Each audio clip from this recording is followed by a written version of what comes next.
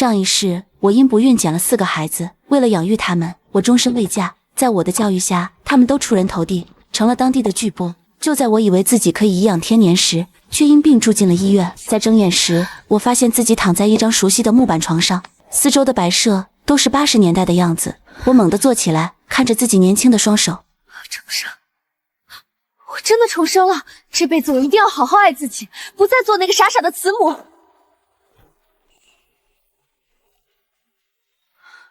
不好了，苏婉啊，你家老大苏贵打架被拘留了，你快去派出所看看吧。苏贵被拘留了。上辈子为了救这个白眼狼儿子，我付出了很大的代价。我卖掉了家里的几头猪，又变卖了几间房子，好不容易凑了2000块钱。可结果呢？他功成名就后忘恩负义，说我从未温暖过我。这一次，我偏不去。谢谢您告诉我，我知道了。你不去看看，那可是你儿子啊！他已经成年了，犯了错就应该承担责任。苏婉啊，你这是怎么了？平时对孩子们那么好，今天怎么……王婶儿，我想通了，孩子大了，该学会为自己的行为负责。上一世，我变卖所有家财救了苏过，省吃俭用的供苏明读书，还竭尽全力的对苏兰、苏红2姐妹好，可换来的却是他们的白眼和嫌弃。这辈子，我绝不会再犯同样的错误。几天后，我独自一人去了镇派出所。刚进探视的房间，就听到苏贵的哭喊声：“妈，你可算来了，快救我出去啊！”苏贵，你已经成年了，该为自己的行为负责。妈，你说什么？你救救我吧！我不想坐牢，难道你不管我了吗？我问过他们了，你把人打坏了，人家要2000私了，或者你在这里待10年。私了？妈，咱们肯定私了。我哪来的那么多钱？您把家里那几头猪卖了，再不济还有几亩地和房子，一定能凑够的。你太自私了，卖了猪和地让我们吃什么喝什么，卖了房子我们住在哪里？肯定有办法的，肯定有办法的，肯定有办法。妈，你先救我出去啊！这是你本就应该承受的，你好好改造吧。从今天起，我们不再是母子。不，妈，你怎么能不管我？我没有再理会苏贵的哭喊，径直离开了派出所。回到家中，我转身走进厨房，锅里的玉米面窝头香气四溢。放下！以后只准吃玉米面窝头。为什么？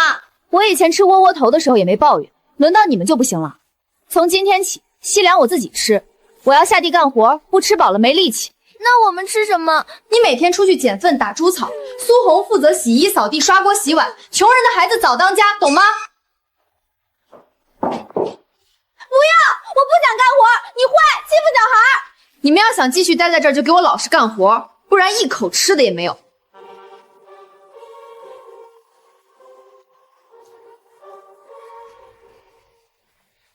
妈，我也想吃馒头。你不是最有出息吗？自己去挣钱买啊！你怎么能这样对我们？我们是你的孩子啊！孩子，你们配吗？我辛辛苦苦把你们养大，你们有谁感恩过？那是你应该做的。就是的，那都是你应该的。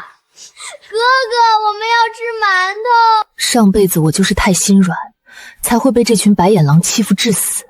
这辈子我绝不会重蹈覆辙。你怎么能这样对妹妹们？我怎么了？你不能这样虐待她们，她们想吃就给她们啊，一个馒头而已，你怎么变得这样小气？好啊，本来我打算给你2个馒头的，既然你这么说了，那我就分给你2个妹妹吧。你自己说的，一个馒头而已。不行，我是男孩子，我更需要营养长身体。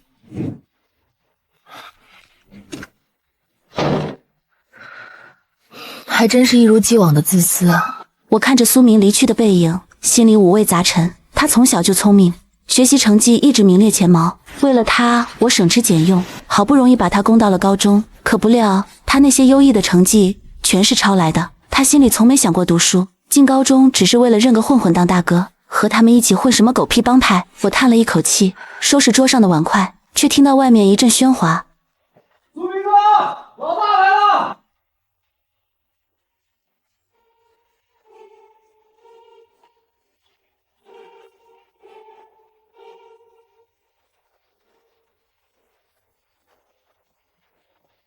前世为了他平安，我没少给他擦屁股。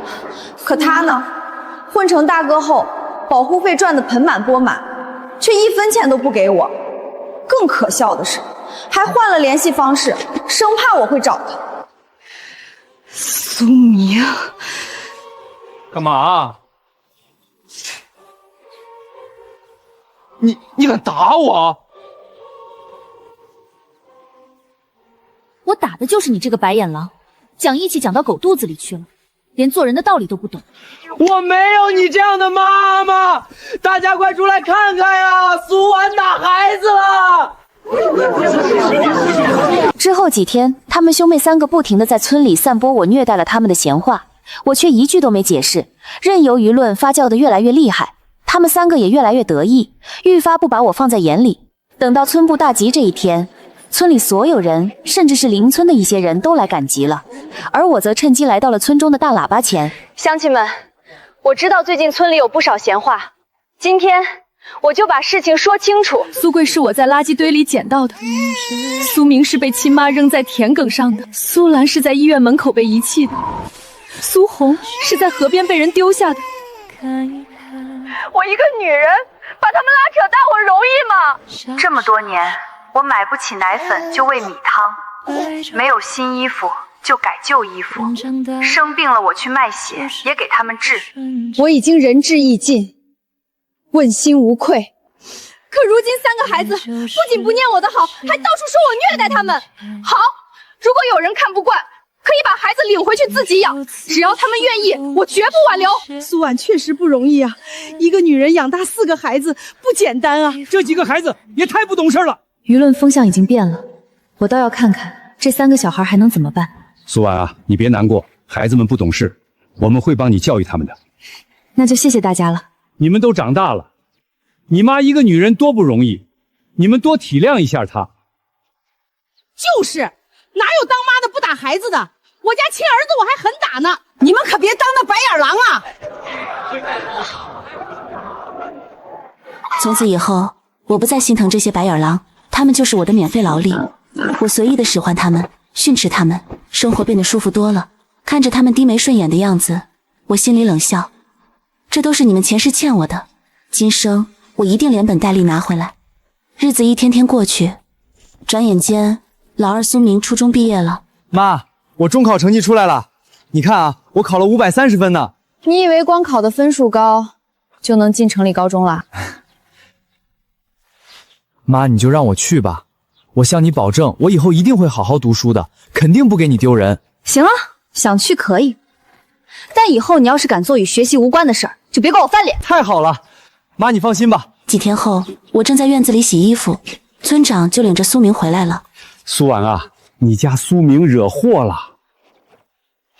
怎么回事啊？他在学校里学人家搞帮派，和人打架，把人家孩子，那孩子家里可不好惹呀。活该！你不管，这孩子都，你这当妈的怎么教育的？不管，他已经长大了，必须自己去承担后果。妈，你不能不管我，我没有，我是被冤枉的。谁是苏明？妈妈，你快救我呀！我没杀人，我就是推了他一下，谁知道他那么不经摔？你快跟警察说，你认识局里的人，快救我！警察同志，他今年满18了吧？刚满2个月。既然成年了，那就按法律办。杀人偿命，欠债还钱。带走吧。苏婉，你这个疯婆子！我是你儿子，你竟然要看着我死！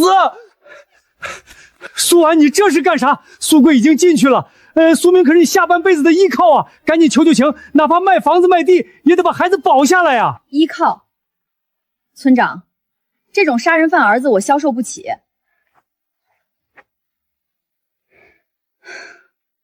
我卖了房，我住哪儿？我吃啥？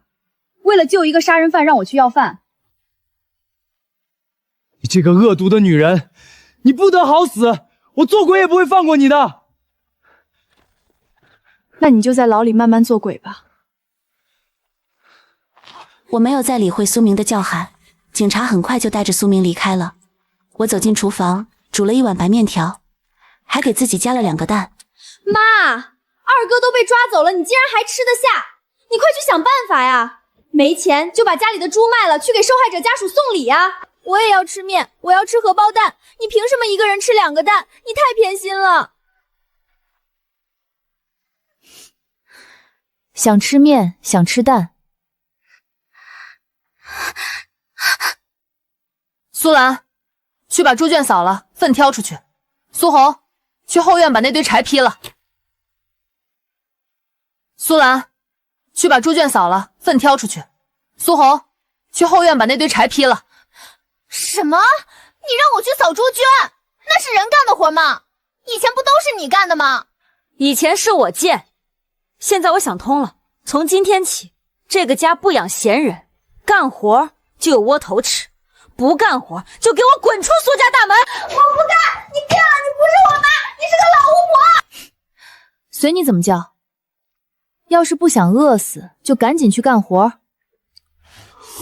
妈，你认真的？我数到3，不去干活，今晚连窝头都没有。1、2。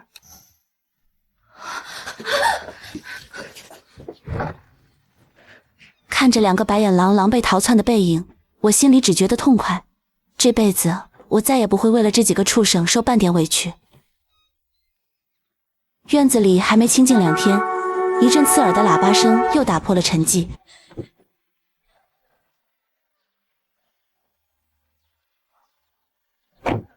请问苏兰是在这儿吗？我就是。你是谁？我的好女儿。妈总算找到你了。当年妈是被人陷害，才不得不把你留在医院门口。这些年妈的心都要碎了。哟，大地方来的贵客啊。苏兰，听见没？你亲妈找上门接你享福了。兰兰，妈终于找到你了。亲妈，你真的是城里的酷太太。你看，这是你出生时的合照。兰兰，跟妈走吧，妈住的是大洋房，顿顿有肉吃，再也不让你在这儿受苦了。兰兰，妈终于找到你了。亲妈，你真的是城里的酷太太。你看，这是你出生时的合照。兰兰，跟妈走吧，妈住的是大洋房，顿顿有肉吃，再也不让你在这儿受苦了。上一世我拼死拦着苏兰，怕她被这个心机深沉的女人利用，可结果呢？苏兰恨了我一辈子，说我断了她的富贵路。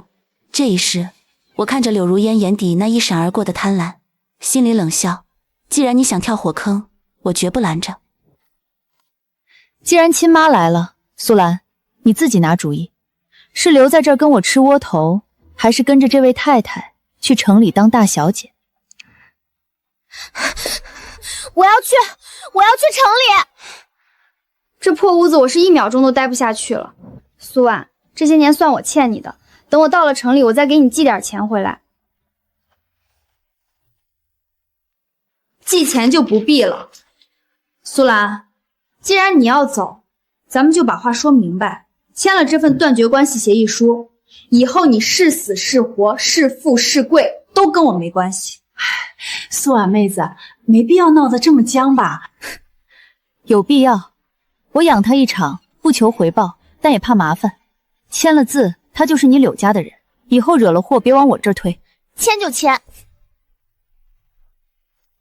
柳妈，咱们快走吧，我一刻都不想看见他。看着苏兰迫不及待钻进小轿车的背影，我心里没有一丝波澜。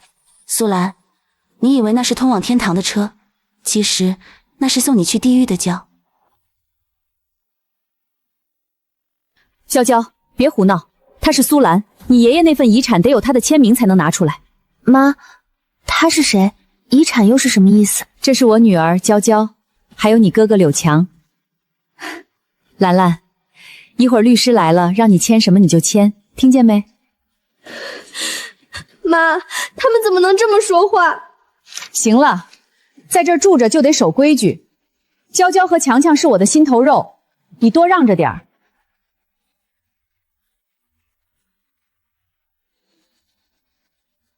进城才3天，苏兰就被赶到了阴暗潮湿的阁楼住。柳家根本没把她当小姐，而是把她当成了一个会签字的工具。你胡说，妈是爱我的。吵什么吵？苏兰把这份文件签了。妈，这上面写的什么？我看不懂。让你签就签，我供你吃供你住，不是让你来当祖宗的。签了字，你还能多住2天。不签，我现在就让你去大街上要饭。你打我，苏婉从来没打过我。哼，别提那个穷女人。快签。苏兰颤抖着手签下了名字。她终于明白，柳如烟要的从来不是女儿，而是一块敲开遗产大门的砖头。签字后的苏兰彻底沦为了柳家的佣人。柳如烟拿到了遗产，立刻变了副嘴脸，连正眼都不瞧她一下。回家，你那份断绝关系协议书还在我包里呢。你现在跟苏婉没关系了，回去人家能认你。妈，我求求你，你让我走吧，这些钱我不要了，我什么都不要了。走可以，把我这几天供你吃住的钱还了，一共500块，拿不出来，你就给我在这干一辈子活抵债。此时的苏家村，苏婉正坐在院子里，手里拿着新买的收音机，听着戏曲，面前摆着白面馒头和红烧肉。妈，兰兰姐在城里肯定天天吃这些吧？她呀，现在吃的恐怕是这辈子最难咽的饭。苏红，记住了，不是你的东西别伸手，伸手必被抓。妈，我错了，你来接我回家好不好？妈，成绩出来了，我只考了200分。哦，那高中是没戏了。那怎么办？兰姐去城里享福了，二哥和大哥都……你不能不管我啊！管？怎么不管？镇上的卫校招人，学费1年200，毕业能当个小护士，也算有个正经营生。卫校那里全是些不爱学习的女孩子，还要伺候病人，多脏啊！我不想去。苏红，我不是你亲妈，你上学已经是仁至义尽。我去还不行吗？那你得多给我点生活费，我要买新衣服。学费我会交，生活费1个月10块，多1分都没有。我看着苏红那副不甘心的模样，心里毫无波动。上一世为了让她读个好学校，我求爷爷告奶奶，最后她却在卫校勾搭上混混，怪我管得太严，毁了她的真爱。这一世我倒要看看没人管的她能飞多高。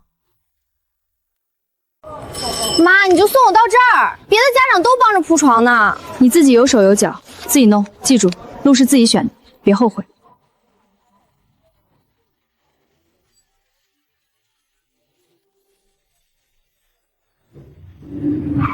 哟，小妹妹，想吃啊？哥请你。不用了，我不认识你。现在不就认识了？我叫阿强，这一片没有不熟的。老板，给这位美女拿10个肉串。哎，好嘞。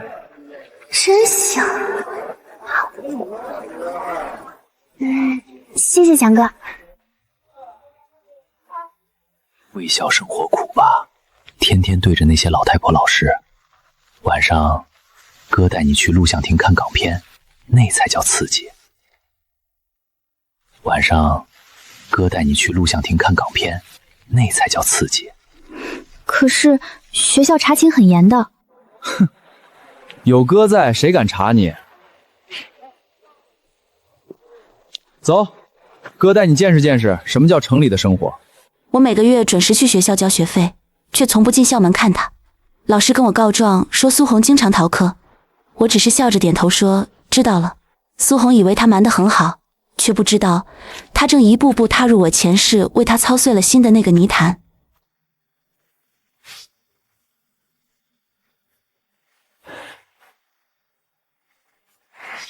强哥，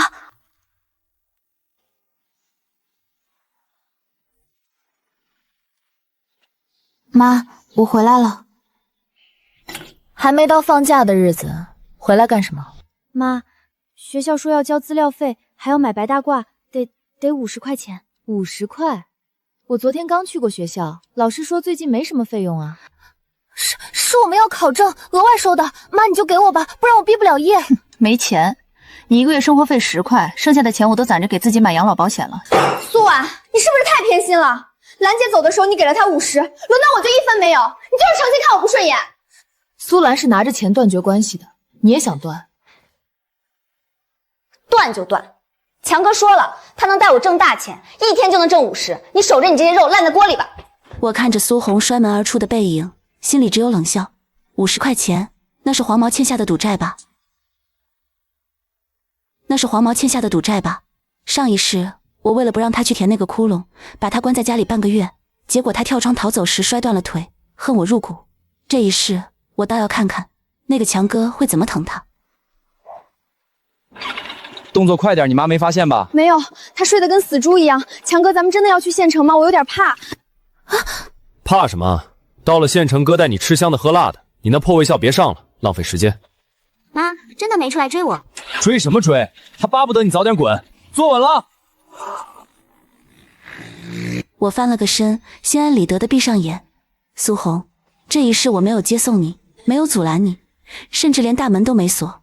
既然你觉得我管你是害你，那你就去感受一下没人管的滋味吧。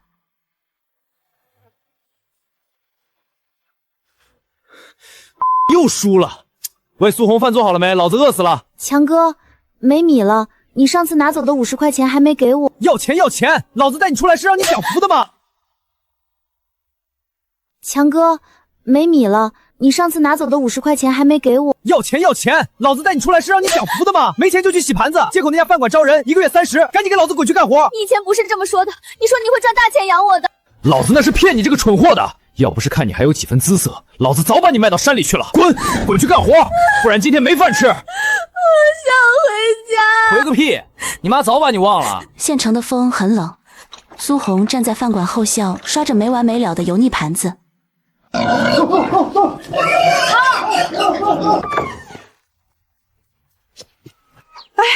苏婉呢？你这是干啥？猪还没肥透呢，这就卖了，地也租出去了，你往后吃啥喝啥？王婶儿，我这辈子净为那几个白眼狼活了，现在他们一个个都走了，我也该为自己活2天。我打算去镇上盘个店面，开个小饭馆。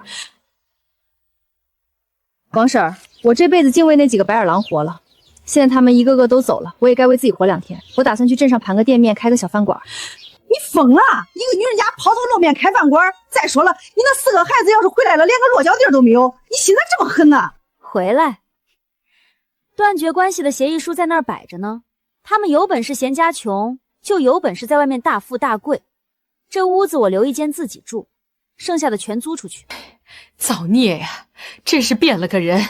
我看着空荡荡的猪圈，心里前所未有的轻松。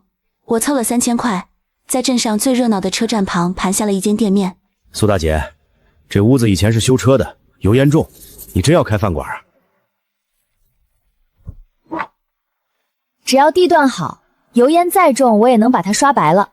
从明天起，这儿就叫苏记私房菜。从明天起，这儿就叫苏记私房菜。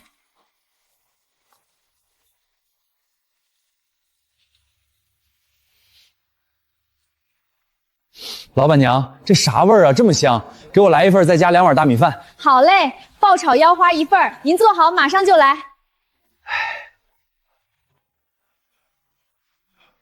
哎呀，这肉绝了，肥而不腻，入口即化。大姐，你这手艺比县里大饭店的主厨还强啊！那是我，这手艺是祖传的。苏婉，听说你发财了，你看你一个寡妇守着个店多不容易，要不咱俩凑合过？滚！再敢动歪心思，我剁了你喂狗！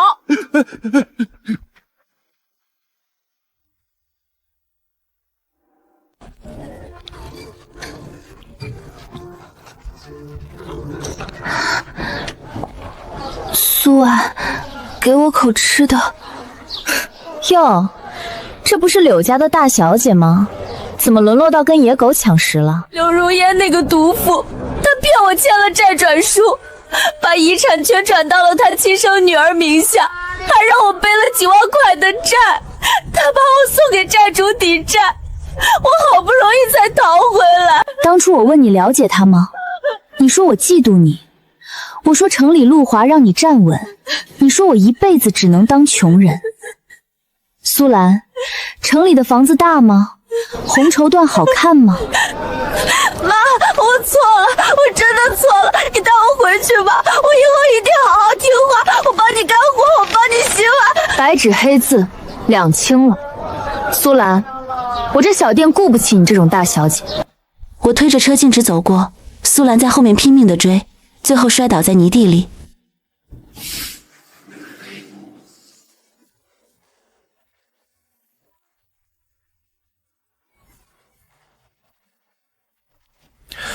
老板娘，好久不见啊！不给亲儿子弄2个好菜。苏贵，你出狱了不去找活干，跑我这儿撒什么野？咱们断绝关系的协议，警察局可是有底的。协议那玩意儿能顶饭吃？苏婉，你现在发了大财，开着这么大的餐馆，让我这个当儿子的在外面要饭，你也不怕遭雷劈？雷劈不劈我不知道，但你再不滚，我这刀可不长眼。你个臭婆子，老子在里面蹲了几年，全是因为你心狠。今天不给老子拿500块钱，老子就把你这饭馆给砸了！住手！谁在闹事？警察同志，我跟我妈闹着玩呢。哎，住手！我闹，我放了！闹着玩，我都听见你勒索了，跟我回所里走一趟。警察同志，谢谢你。苏老板，别怕，这种地痞流氓，我们绝不姑息。我看着苏贵被林峰带走的背影，紧绷的身子终于软了下来。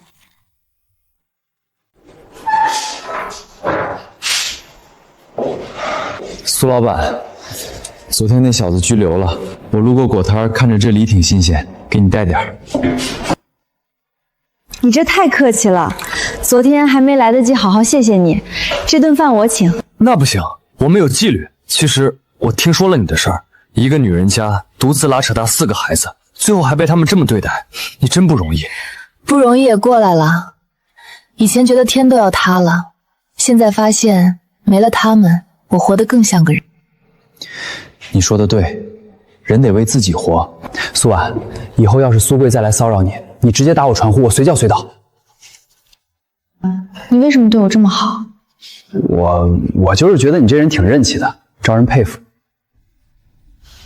我看着林峰那副局促的样子，心里泛起一丝久违的涟漪。而在这之后，林峰也经常来我的饭店吃饭，一来二去，我们也越来越熟悉。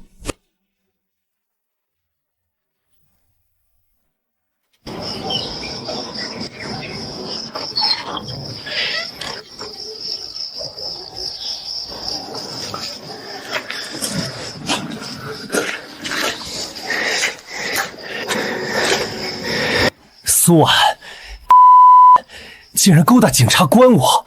今天你要么给我钱，要么我跟你同归于尽！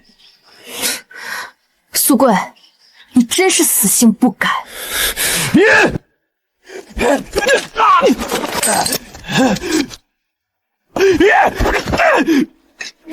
小心！苏贵，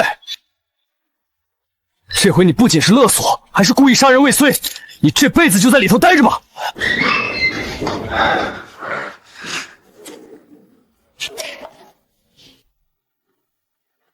你怎么这么傻？万一出事了怎么办？保护你是我的职责，更是我的私心。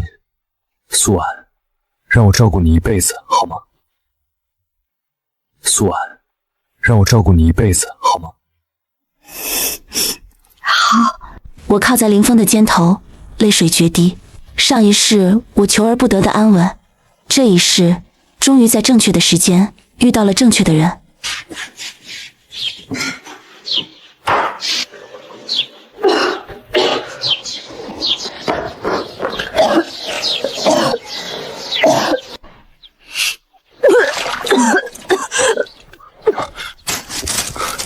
婉儿，怎么了？是不是最近开分店太累了？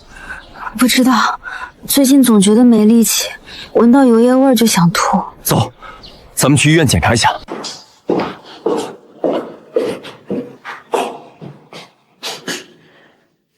恭喜啊，苏女士怀孕2个月了。虽然你这个年纪算高龄产妇，但身体底子不错，回去好好补补。医生，你没开玩笑吧？我以前被诊断过不孕啊。医学上没有绝对的事儿，可能是你以前压力太大，或者身体机能没调理好，现在心情舒畅了，孩子自然就来了。我要当爸爸了，婉儿，我们要有自己的孩子了。我摸着平坦的小腹，眼泪夺眶而出。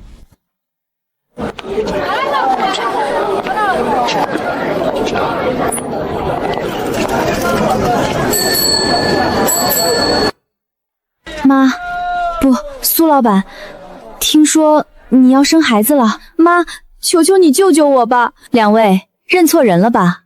我腹中这个才是我的亲骨肉。至于你们当初签协议的时候，不是说我是老巫婆、穷村婆吗？请不要骚扰我爱人和孩子，否则我以寻衅滋事罪带你们走。为什么？为什么这一世你变了？如果你还像以前那样疼我们，我们也不会变成这样。因为我醒了，你们这种天生的白眼狼，喂再多肉也养不熟。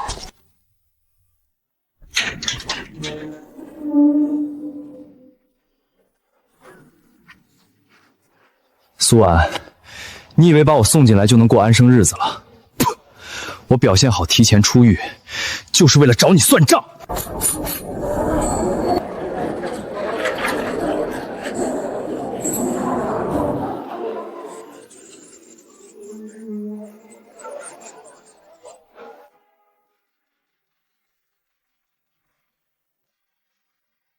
婉儿，慢点。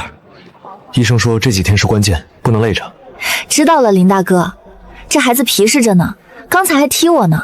凭什么我在这受苦，你居然又要生孩子了？苏安，你当年能捡我们，现在居然想生个亲生的，我绝不让你如愿。我感觉到脊背发凉，下意识地回头看了一眼，却只看到空荡荡的街道。怎么了？没事，应该是风大。我不知道，苏明这个毒蛇已经盯上了我肚子里的孩子，他眼里的恨意比前世临死前还要浓烈。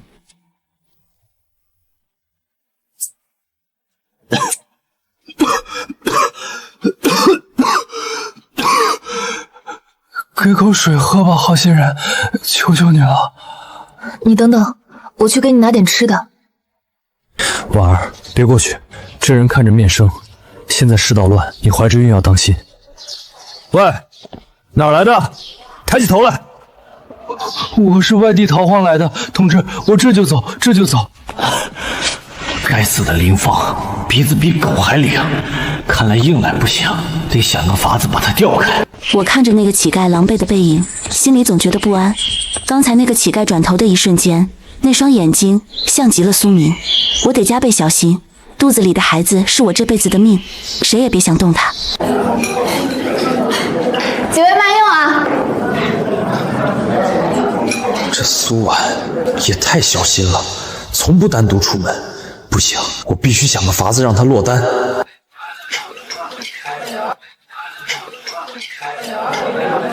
上一世我最疼的就是苏明，可他也恨我最深。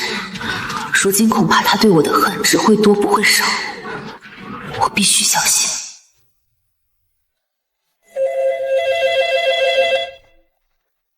什么？城南仓库起火了，还疑似有罪犯出没。好，我马上带队过去。林大哥，这么晚了还要出去？紧急任务，你就在店里待着，后院我锁好了，几个保安都在，别怕。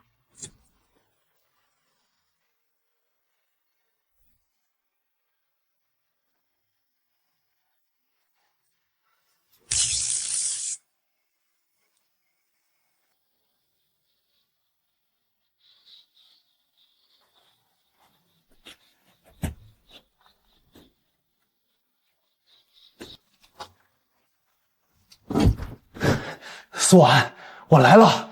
你不是想要亲生孩子吗？我今天就让他在你肚子里断气。苏婉，我来了。你不是想要亲生孩子吗？我今天就让他在你肚子里断气。谁？苏明，是你吧？是我。妈，你还是那么聪明，可惜聪明救不了你肚子里那个小可爱的命。我听着苏明疯狂的叫嚣，心沉到了谷底。林峰被调走了，电被切断了，这显然是个蓄谋已久的圈套。我护着肚子往后退，手心里全是冷汗。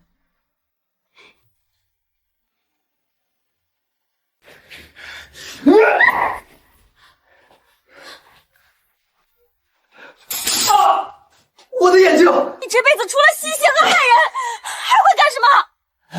吃吧！住手！你不想活了？完了，他羊水破了，那孩子保不住了。我得不到的，谁也别想得到。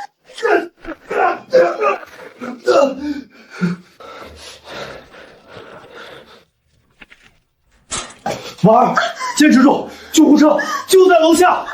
慢了。我感觉到生命在流逝，疼得几乎要晕过去。林峰的声音在我耳边忽远忽近，我死死抓着他的衣领，只有一个念头：孩子，孩子一定要保住。苏明那个疯子在后面还在叫嚣，但我已经听不见了。孩子，孩子一定要保住。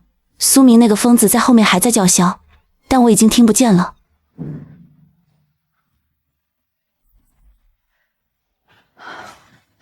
林先生，恭喜母女平安。虽然是早产，但孩子哭声很大，很健康。谢谢，谢谢医生。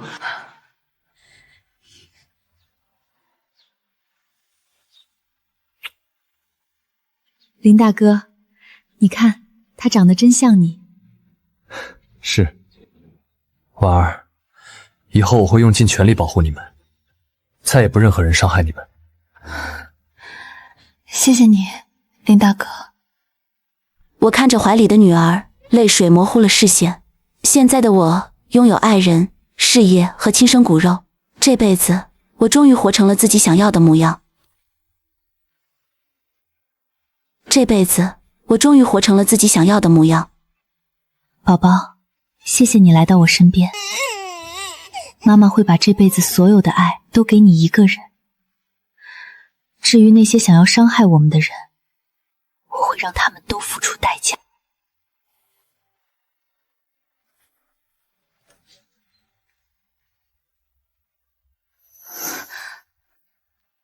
林峰那个小可爱，想关老子一辈子，没门儿！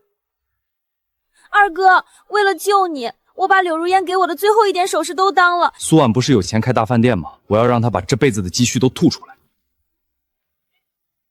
苏婉不是有钱开大饭店吗？我要让他把这辈子的积蓄都吐出来。二哥，偷孩子可是重罪，万一被抓，不干这一票，咱们都得饿死。你以为苏婉还会分你一个子儿？我坐在月子中心里，看着摇篮里熟睡的女儿，心里总觉得不安。那个晚上的监控坏了，加上没有直接证据证明他。苏兰和苏红去保释了苏明，估计他现在已经出来了。最近没有特殊情况就不要出门了。可我不想再坐以待毙了，他们三个凑到一起绝对没安好心，我们必须做好应对，不然护不住孩子的。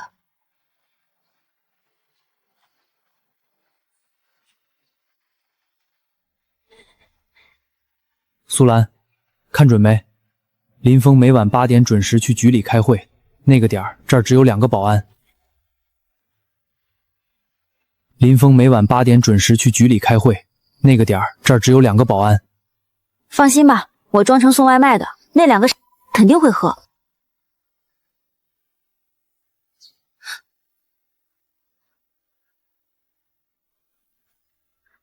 林大哥，他们来了。婉儿，别怕，按计划行事，我就在楼下。我抱起女儿，躲进了特制的防盗夹层里。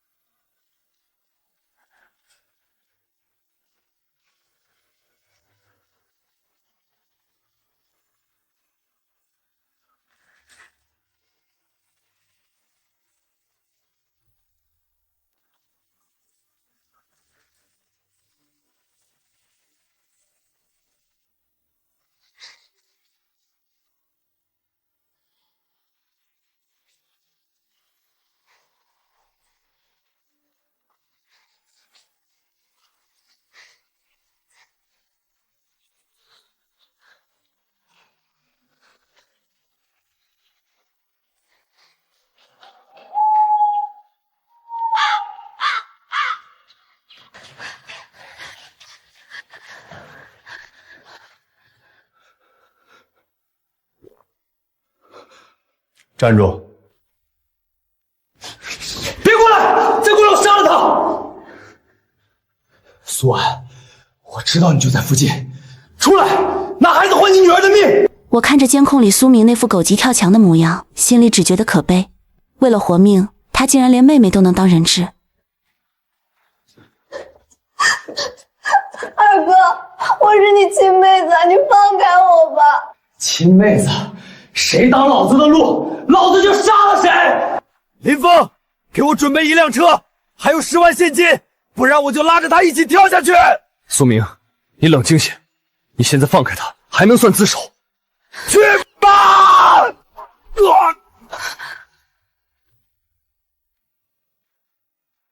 看过了，已经没生命体征了，封锁现场。我看着屏幕上苏明倒在血泊中的样子，长长的舒了一口气。我摸着怀里女儿温热的小脸，眼泪终于落了下来。